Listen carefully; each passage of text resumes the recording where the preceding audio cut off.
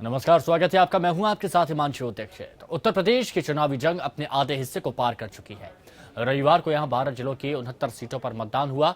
तीसरे दौर के मतदान के साथ ही अब राज्य की 403 सीटों में से 209 सीटों पर मतदान का काम पूरा हो चुका है। पहले दो दौर में पश्चिमी यूपी के हिस्से में मतदान हुआ, तो तीसरे दौर में सेंट्रल यूपी के ज्यादातर हिस्से शामिल रहे। इस दौर में सबसे खास नजरें लगी हैं सपा की गढ़ वाली सीटों पर।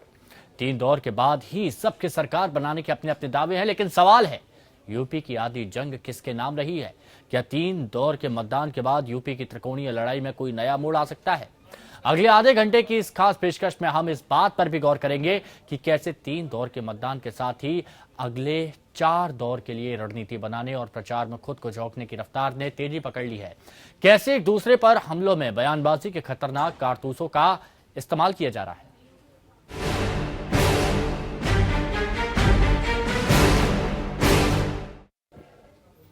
उत्तर प्रदेश में 7 चरण के मतदान में से 3 चरण के मतदान हो चुके हैं। 3 चरण के मतदान के बाद तमाम राजनीतिक दलों को भरोसा ही नहीं, पूरा यकीन है कि जनता ने उनके पक्ष में मतदान किया है। लेकिन जनता ने इस चुनावी महापर्व पर किसके सिर जीत का सेहरा बांधा है, ये 11 मार्च को नतीजों में पता चलेगा।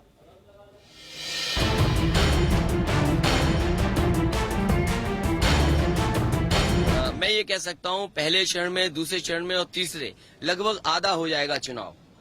जब आप शाम को वोट डाल करके खत्म करने के बाद रिपोर्ट मांगेंगे तो लगभग आधा उत्तर प्रदेश का चुनाव हो चुका होगा। मैं ये कह सकता हूं, जिस तरीके से पहले चरण में समाजवादी आगे रही, दूसरे चरण में समाजवादी आगे है, ये तीसरा चरण भी है जिसमें समाजवादी पार्टी आगे रहेगी। यूपी में 3 चरणों का मतदान पूरा होने के साथ ही राज्य की आधी से ज्यादा सीटों पर वोटिंग का काम पूरा हो गया है। तीनों दौर को मिलाकर 403 में से अब तक कुल 209 सीटों पर मतदान संपन्न हो चुके हैं। यानी देश के सबसे ज्यादा विधानसभा क्षेत्रों वाले राज्य की चुनावी जंग अब तक अपने आधे हिस्से को पार कर चुकी है। आधी जंग पूरी होने के साथ ही बड़े बड़े दावों की होड़ लग गई है। हार रहे हैं बीजेपी जो है तीसरे नंबर पर जाएगी, मायावती जी दूसरे नंबर पर आ सकती हैं और समाजवादी कांग्रेस गठबंधन नंबर 1 पर रहेगा। और ये बात बिल्कुल सही है कि हम 300 सीट से ज्यादा जीतेंगे। मैं लखनऊ के साथ साथ पूरे उत्तर प्रदेश की विधानसभा के मतदाताओं से मैं यही अपील करूंगा कि सभी मतदान करें और अन्य लोगों को भी मतदान करने के लिए प्रेरित करें, क्योंकि यह लोकतंत्र का एक पर्व है, उत्सव है, इसमें सबको शरीक होना चाहिए। इस संबंध में पूरी तरह से आश्वस्त हूं कि उत्तर प्रदेश में भारतीय जनता पार्टी की क्लियर मेजॉरिटी से ही नहीं बल्कि एब्सोल्यूट मेजॉरिटी से सरकार बन रही है। 3 चरणों में अब तक जहां जहां चुनाव हुए हैं उनमें पहले 2 दौर में पश्चिमी यूपी, जबकि तीसरे दौर में सेंट्रल यूपी के ज्यादातर हिस्से शामिल हैं। पश्चिमी उत्तर प्रदेश के 2 दौर के मतदान में पिछली बार यानी 2012 से ज्यादा मतदान किए गए हैं। पहले दौर में 15 जिलों की 73 सीटों पर 64% से ज्यादा मतदान हुआ, तो दूसरे दौर में 11 जिलों की 67 सीटों पर 66% से ज्यादा वोटिंग हुई। पहले चरण की सीटें पश्चिमी यूपी के मुस्लिम बाहुल्य क्षेत्र में हैं, जहां मुस्लिम मतदाता हार जीत का फैसला करने में सक्षम हैं। इन 73 सीटों पर 2012 में बीजेपी ने 11 सीटें जीती थी। 2012 में बीजेपी का 16.2 वोट प्रतिशत रहा। 2014 की लोकसभा में 50% तक ये वोट प्रतिशत पहुंच गया था। लेकिन इस बार इन इलाकों में बीजेपी के लिए हालात बदले हैं। बीएसपी ने सबसे ज्यादा मुस्लिम उम्मीदवार को उतारकर उन मुस्लिम वोटों को अपने पक्ष में मोड़ने की पुरजोर कोशिश की है, जो पारंपरिक रूप से सपा के माने जाते रहे हैं। लेकिन सपा की उम्मीद कांग्रेस के गठबंधन से है। वो मानकर चल रही है कि गठबंधन वोटरों को एकजुट करने में कारगर रहेगा। दूसरे चरण में पश्चिमी उत्तर प्रदेश के मुस्लिम बाहुल सहारनपुर, मुरादाबाद, बिजनौर, संभल, रामपुर, बरेली, अमरोहा, पीलीभीत, लखीमपुर खीरी, शाहजहांपुर और बदायूं जिले की 67 सीटों पर मतदान हुए थे। 2012 के विधानसभा चुनाव के दूसरे चरण में सपा को 67 में से 34 सीटें मिली थी, जबकि दूसरे नंबर पर रही बीएसपी को 18, बीजेपी को 10, कांग्रेस को 3 और अन्य को 2 सीटें मिली थी। इस बार बीजेपी यहां ध्रुवीकरण के सहारे अपनी वापसी का सपना देख रही है, तो बीएसपी सुप्रीमो मायावती ने इस चरण के चुनाव के बाद बीएसपी के पक्ष में झमाझम वोट गिरने की बात कही। यहाँ भी इस बार सपा की प्रतिष्ठा दांव पर है। तीसरे दौर में 12 जिलों की 69 सीटों पर वोटिंग की गई। इनमें ज्यादातर सपा के गढ़ वाले इलाके हैं।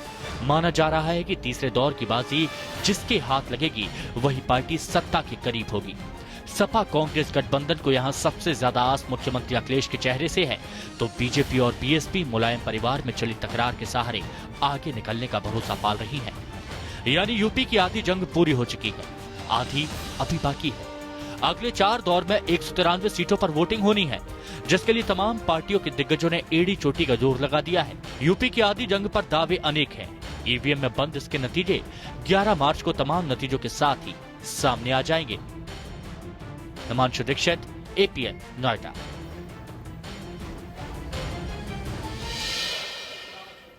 उत्तर प्रदेश की राजनीति की बात की जाए तो उत्तर प्रदेश में बहुमत के नहीं 300 प्लस के दावे हो रहे हैं।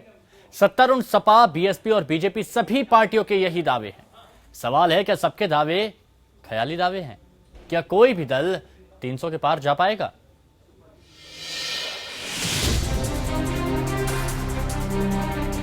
उत्तर प्रदेश में तीसरे दौर के मतदान में बड़ा सवाल यही बन रहा है कि समाजवादी पार्टी के गढ़ में मुख्यमंत्री अखिलेश यादव के चेहरे का जादू चलता है या नहीं। सैफई में अपना वोट डालने के बाद अखिलेश यादव ने दावों में कोई कमी नहीं छोड़ी। उन्होंने कहा कि बड़े पैमाने पर हो रही वोटिंग से ये जाहिर हो रहा है कि पार्टी के भीतर घात जैसे सारे सवाल पीछे छूट चुके हैं और लोगों ने सपा की सरकार बनाने का मन बना लिया है। अखिलेश ने यहाँ अपनी मुंह बोली बुआ मायावती को हराने की भविष्यवाणी भी कर दी। अखिलेश से पहले मायावती खुद को चुनाव के 3 दौर की चैंपियन बता चुकी थी। हाथ का साथ है तो स्वाभाविक है कि हैंडल के साथ हाथ जुड़ जाए तो सोचो साइकिल कितनी तेज चलेगी। आखिरकार जो भाषा और जो हम देख रहे हैं उनका आचरण लगता है बहुत पीछे चली गई है वो। मैं ये कह सकती हूँ कि तीसरे चरण में भी बहुजन समाज पार्टी वोट के मामले में नंबर 1 पर रहेगी और आगे जितने भी चरण बचे हैं उन सभी चरणों में बहुजन समाज पार्टी नंबर 1 पर रहेगी। चुनावी सियासत में नेताओं की ये परंपरागत आदत रही है कि जमीनी हालत जो भी हो, कोई भी अपनी हार या कमजोर पड़ने की बात नहीं करता। इसे अपने पक्ष में माहौल बनाने की चुनावी रणनीति के रूप में देखा जाता है, जिसमें आज सपा और बीएसपी के साथ बीजेपी भी पीछे नहीं है। चुनाव के तीसरे दौर के दिन ही अपने अपने दावों की झोली में तमाम पार्टियां 300 सीटें डाल चुकी हैं। बहुजन समाज पार्टी की अकेले ही अपने बलबूते पर सरकार बनने के लिए जा रही है और कम से कम 300 के करीब सीटें बहुजन समाज पार्टी जीतने के लिए जा रही है। लेकिन कितने सीट जीतने जा रही है समाजवादी पार्टी और कांग्रेस का गठबंधन? 300 से ज्यादा, 300 प्लस। कितनी सीटें हम सब लोग पूरे विश्वास के साथ मैं कह सकता हूं कि हम लोग 300 से भी अधिक सीटें लेकर आएंगे और सरकार बनाएंगे। तीसरे दौर के 12 जिलों में से फर्रुखाबाद, कन्नौज, मैनपुरी और इटावा सपा के गढ़ माने जाते हैं। तीसरे दौर की सभी 69 सीटों की बात करें तो 2012 में सपा ने 55, बीएसपी ने 6, बीजेपी ने 5, कांग्रेस ने 2 और निर्दलीय ने 1 सीट जीती थी। प्रचार में मुलायम पूरी तरह सक्रिय नहीं दिखे। मतदान से ऐन पहले तक एक दूसरे पर अखिलेश शिवपाल के हमले भी जारी रहे। इन सब ने सपा के गढ़ की ओर लोगों की निगाहें और खींच ली। हालांकि मतदान के दिन सैफई में मौजूद मुलायम परिवार ने यह संदेश देने की पूरी कोशिश की कि हम सब एक हैं।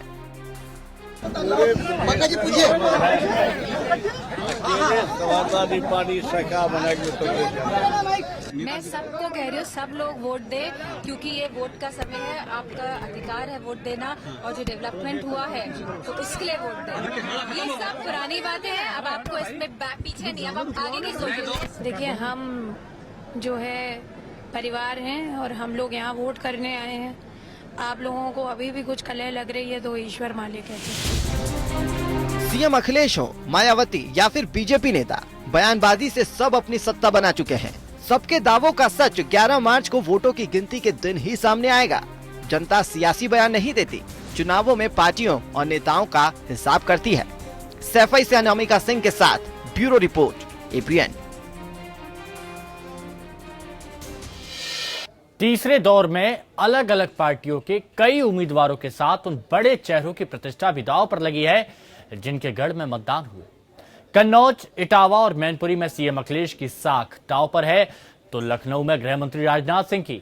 11 मार्च को नेताओं के इम्तिहान के हर पेपर के नंबर सबके सामने होंगे।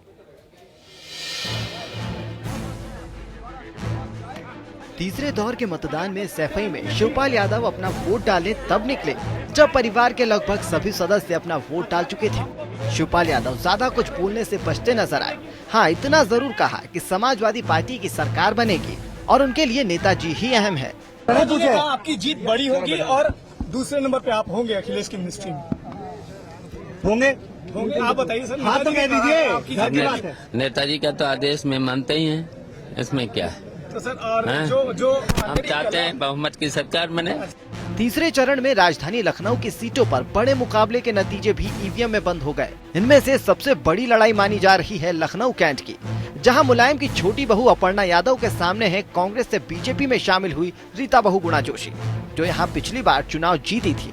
अपर्णा के लिए यहां डिम्पल यादव और सपा संरक्षक मुलायम सिंह यादव ने भी प्रचार किया था, लेकिन रीता बहू गुणा जोशी को अपने साथ ही अपनी पार्टी की जीत का भी भरोसा है।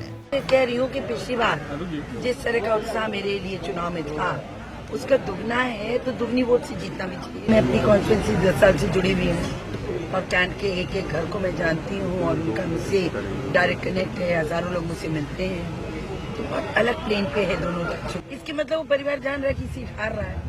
अगर उन्हें इमोशनल अपील करनी पड़ रही है तो इसके मतलब वो जानते हैं वो हार रहे हैं। देखिए, लोकतंत्र में हम लोग भावुक लोग जरूर हैं, लेकिन फिर भी चुनाव बड़ा गंभीर विषय होता है। और अब जो हमारे मतदाता हैं वो गंभीरता से निर्णय लेते हैं, उत्तर प्रदेश बचाने के लिए निर्णय लेंगे, इसलिए भाजपा की ओर आ रहा है। इनके अलावा और जिन बड़े चेहरों की किस्मत लॉक हो गई, उनमें लखनऊ की सरोजनी नगर सीट से बीजेपी उम्मीदवार स्वाति सिंह भी शामिल हैं। स्वाति के खिलाफ सपा उम्मीदवार हैं सीएम अखिलेश के चचेरे भाई अनुराग यादव। यहीं से सपा से बगावत कर आरएलडी उम्मीदवार बने शारदा प्रताप शुक्ला के भाग्य का भी फैसला होगा, जो पिछली बार यहाँ से विधायक रहे हैं। देखिए, जो मैं माहौल देख रही हूँ और जिस दिन से मैं क्षेत्र में हूँ उस दिन से मैं माहौल देख रही हूँ, बहुत पॉजिटिव है, बीजेपी के पक्ष में है। आज भी जिस तरीके से मैं सारे पोलिंग स्टेशन पे घूम के आ रही हूँ, सारे बूथ पर देख रही हूँ, काफी पॉजिटिव माहौल लग रहा है बीजेपी के लिए। लखनऊ मध्य से बीजेपी उम्मीदवार ब्रजेश पाठक हैं, जो बीएसपी के बड़े नेताओं में शुमार रहे थे।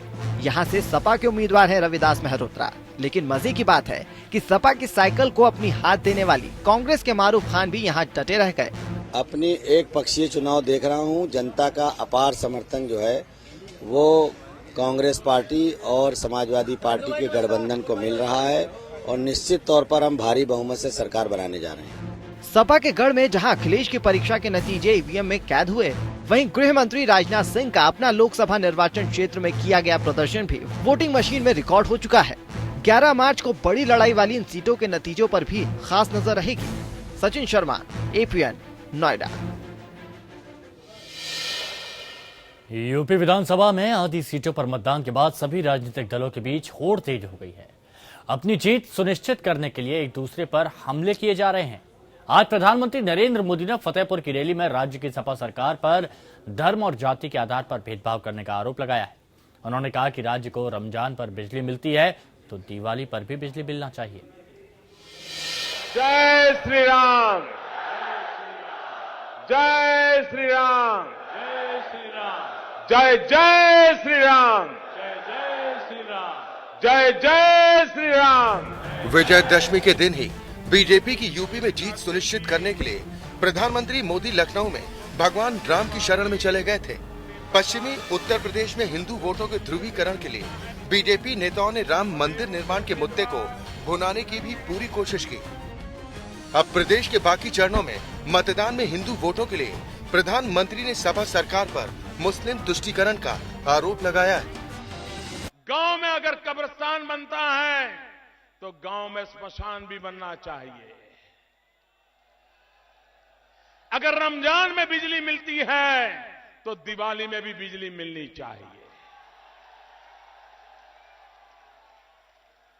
अगर होली पे बिजली मिलती है तो ईद पर भी बिजली मिलनी चाहिए। भेदभाव नहीं होना चाहिए। हालांकि बीजेपी 3 दशकों से राम मंदिर और मुस्लिम तुष्टीकरण का मुद्दा उछाल रही है, लेकिन इस बार पश्चिमी उत्तर प्रदेश की जनता ने बिजनौर की घटना के बावजूद सांप्रदायिकता का माहौल नहीं बनने दिया। अब चुनाव चौथे चरण में पहुंच चुका है।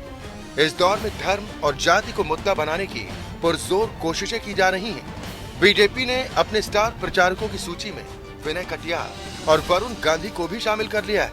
यहाँ तक कि नेता अपनी पार्टियों को 300 सीटें मिलने का दावा भी कर रहे हैं। वहीं दूसरे दलों के नेताओं के चेहरे लटके होने का दावा भी खूब किया जा रहा है। आज श्रीमान अखिलेश जी ने सुबह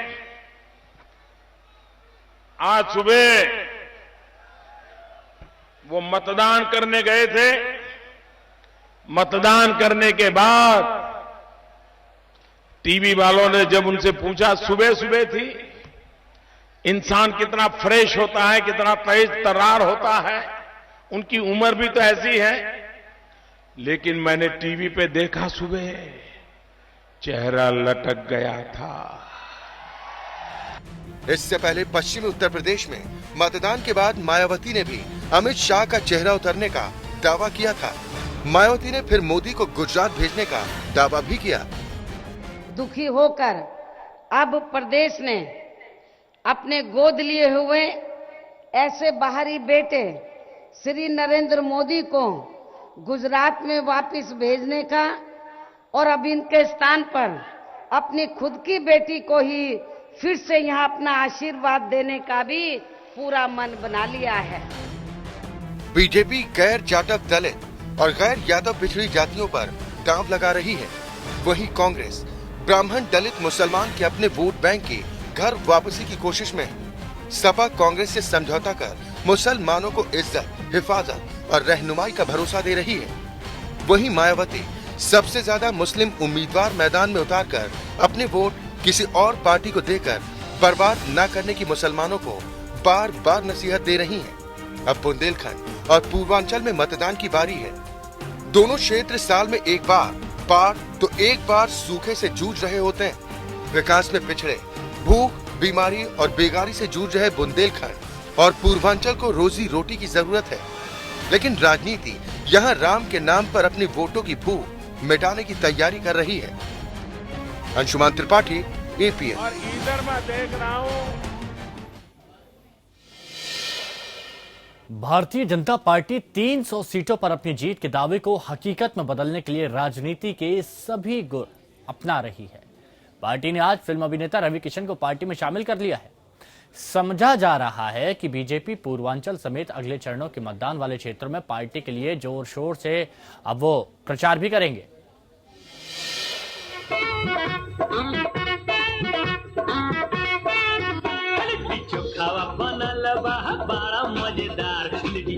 अब लीडरान की साख इतनी गिर चुकी है कि भीड़ जुटाने के लिए बारकर्ल से लेकर फिल्मी हस्तियों का सहारा लेना पड़ रहा है। लेकिन सियासत में कभी कभी दूसरों का सहारा छीनना पड़ता है। 2014 में कांग्रेस के टिकट से लोकसभा चुनाव में हारे रवि किशन बीजेपी का नया सहारा बन गए हैं। उन्हें पार्टी अध्यक्ष अमित शाह की मौजूदगी में पार्टी में शामिल कर लिया गया।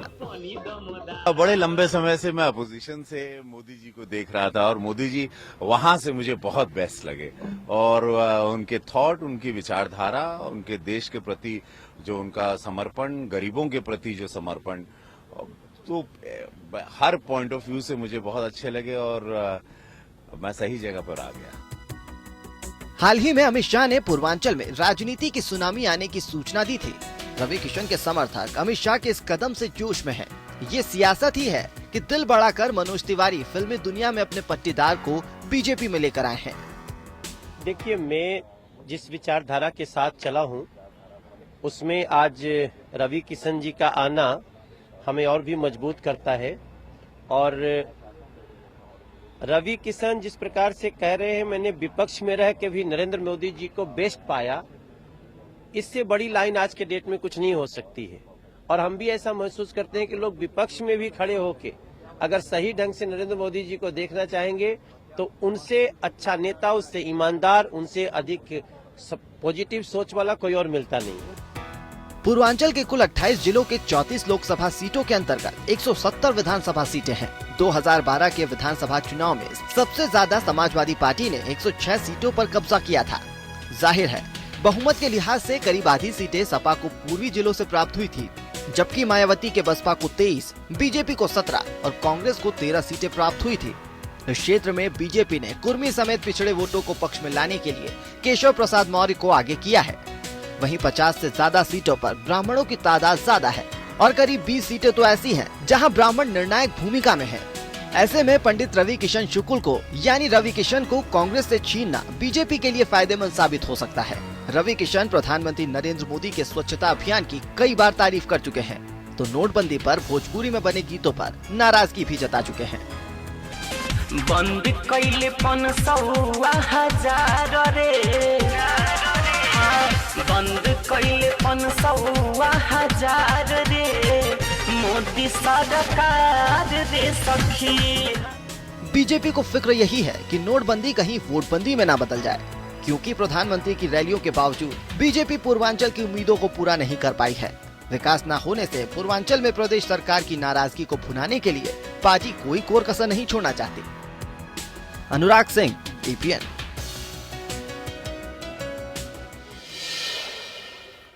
तो फिलहाल अभी के लिए इस स्पेशल रिपोर्ट में मेरे साथ इतना ही।